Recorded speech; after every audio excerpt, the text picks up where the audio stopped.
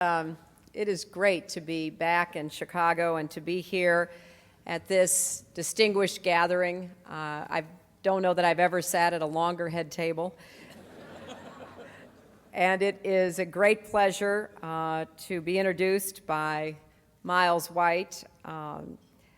It is truly impressive that Chicago has such a tremendous working relationship between the public and the private sector. I know that recently Abbott Labs announced a $1 million gift to teach science in Chicago schools.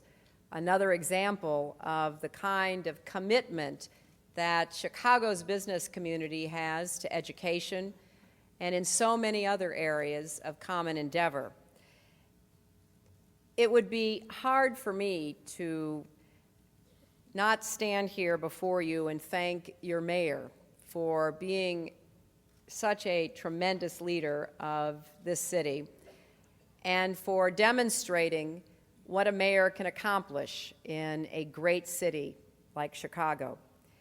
He has been creative and imaginative and is largely responsible for bringing so many to the table to be part of the renaissance that Chicago has experienced. I know there have been a number of very favorable articles recently about what Chicago is doing and what the future holds. And it really illustrates one of the principal points that I want to make tonight. The public-private partnership, exemplified by the mayor, by the chairman this evening, but by so many of the rest of you, is sorely needed on the national level as well. It's imperative that we begin to look for strategies that will bring to the table our civic leaders, our CEOs, our elected leadership, because America faces some daunting challenges that cannot be addressed by the political process alone. You have demonstrated how it can be done here in Chicago, and I only hope that we can take some lessons from your experience. But what's exciting about Chicago, and what The Economist really got right in that article, is that it didn't happen by accident. Decisions were made.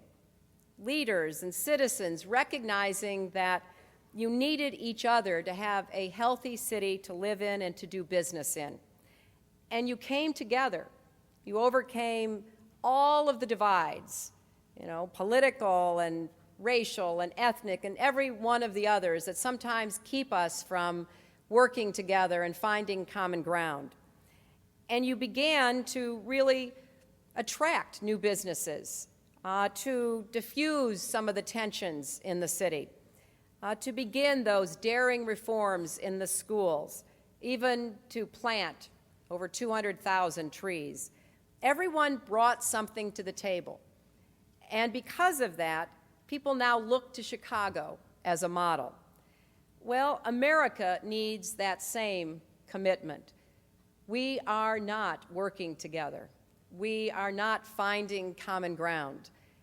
We are not making the investments in the future that our country desperately needs. We have to ask ourselves how we deal with the great challenges that confront us. How do we keep our economy strong in a competitive world that we see? How do we keep our communities safe in a dangerous world that we cannot escape?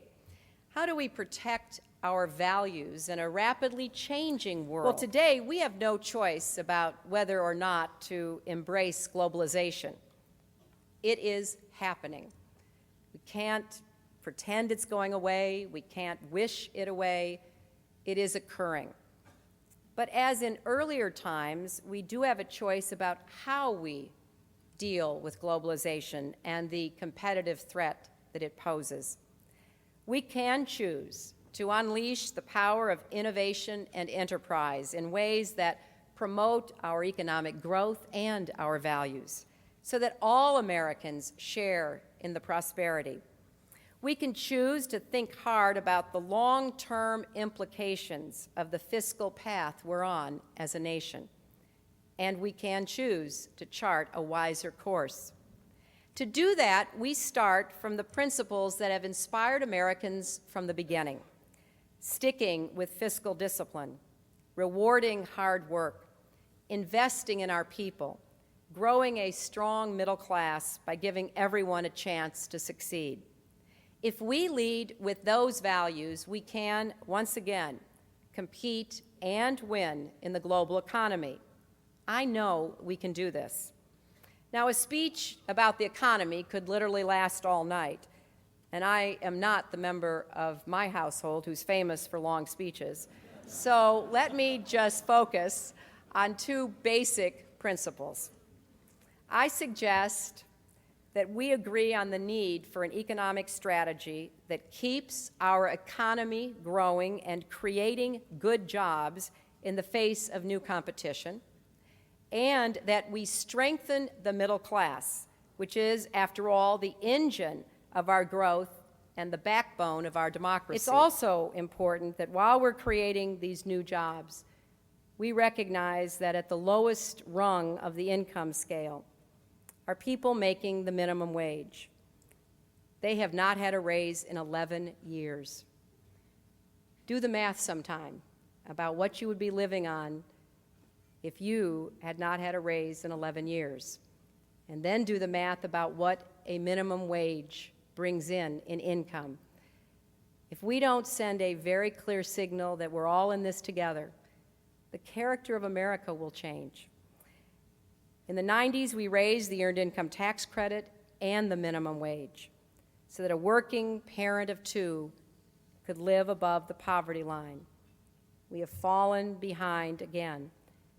I want to send a signal to every one of the people who served us tonight in this hotel, everybody that does the hard work that is so essential to keeping our economy going, that we want them to be successful as well, and that anyone who works full-time should not live in poverty. Now, this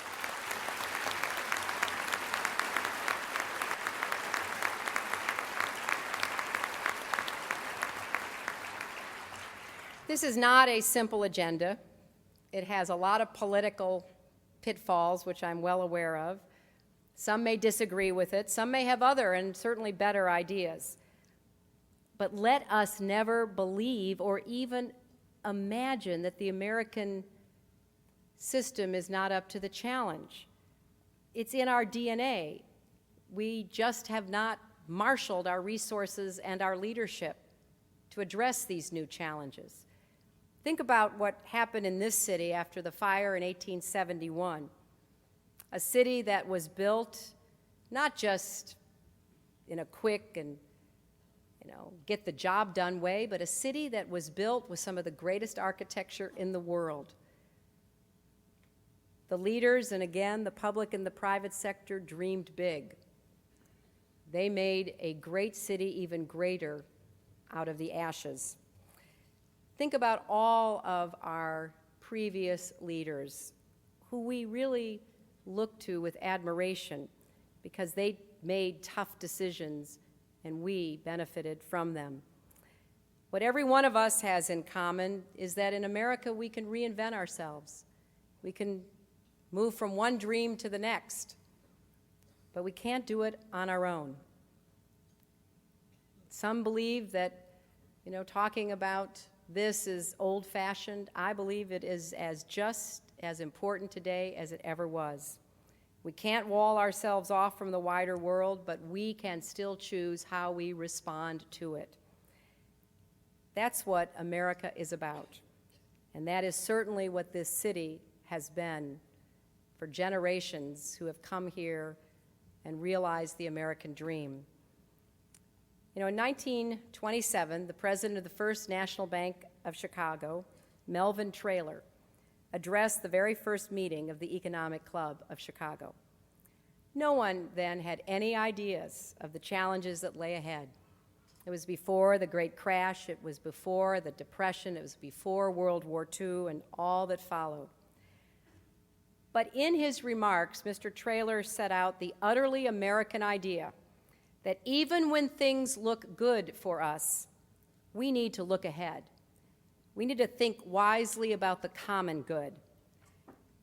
And here's what he said all those years ago, because it's important to put into context that we are not the first to be troubled by the challenges we confront. About the club and the booming city it served, he said, "With its importance comes the corresponding responsibility for the further promotion of the welfare of this community and of the nation. Our importance will be a blessing or a curse. Our wealth and our power will work for evil or for good, just to the extent that the intelligent citizenship of the city apply themselves to the proper and useful direction of that power." Now, we may disagree about specific policies, but I hope we all agree that Mr. Traylor got it right. He not only got it right for Chicago, but he got it right for America, not just in the 1920s, but in the 21st century. I hope we can agree that we must rise to the same challenge. And I'm sure if we do, there is nothing we can't resolve together in order to put our country on the track it deserves to be on, going into a better and brighter future. Thank you all very much.